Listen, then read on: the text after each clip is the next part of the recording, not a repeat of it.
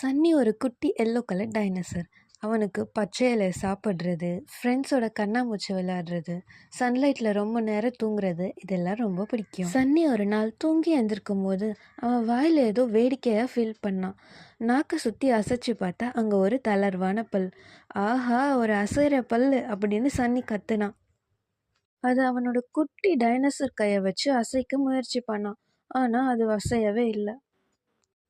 அவனோட நாக்கை வச்சு அசைக்கலான்னு பார்த்தான். ஆனால் அதுக்கும் ஒரு பயனும் இல்லை. இதை கேட்டுட்டு இருந்த சன்னியோட அம்மா பிக் டைனோ, என்ன ஆச்சு சன்னி அப்படின்னு ரொம்ப கவலையோடு கேட்டாங்க.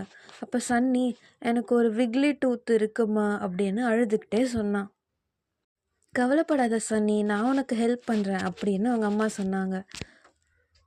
அவங்களோட பெரிய ஸ்ட்ராங் நெயில்ஸை வச்சு அந்த பல்லை இழுக்கலான்னு ட்ரை பண்ணாங்க. ஆனால் சுத்தமாக முடியல. அது ரொம்ப இறுக்கமாக ஒட்டிக்கிச்சு. அப்புறமா டைனோட அப்பா ஸ்ட்ராங் டைனோ வந்து, நம்ம இதை ட்ரை பண்ணலாம் அப்படின்னு சொல்லிட்டு அவளோட ஸ்ட்ராங் பல்லை வச்சு சன்னியோட பல்லை இழுக்க பார்த்தாரு.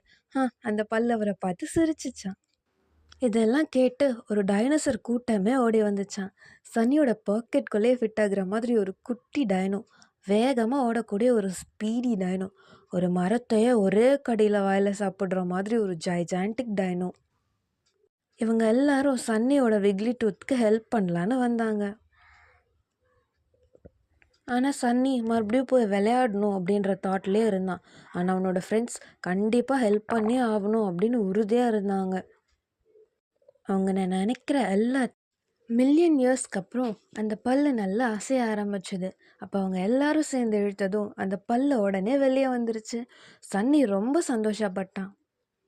அவன் துள்ளி குதிச்சு ரொம்ப சந்தோஷப்பட்டு சிரிச்சான். அவனோட ஃப்ரெண்ட்ஸ் கைத்தட்டி அவனை ஆரவாரம் பண்ணாங்க. வீடியோ பார்த்ததுக்கு ரொம்ப தேங்க்யூ. இதே மாதிரி நிறைய ஸ்டோரிஸ் பார்க்கணுன்னா மறக்காமல் சப்ஸ்கிரைப் பண்ணிடுங்க. Bye bye.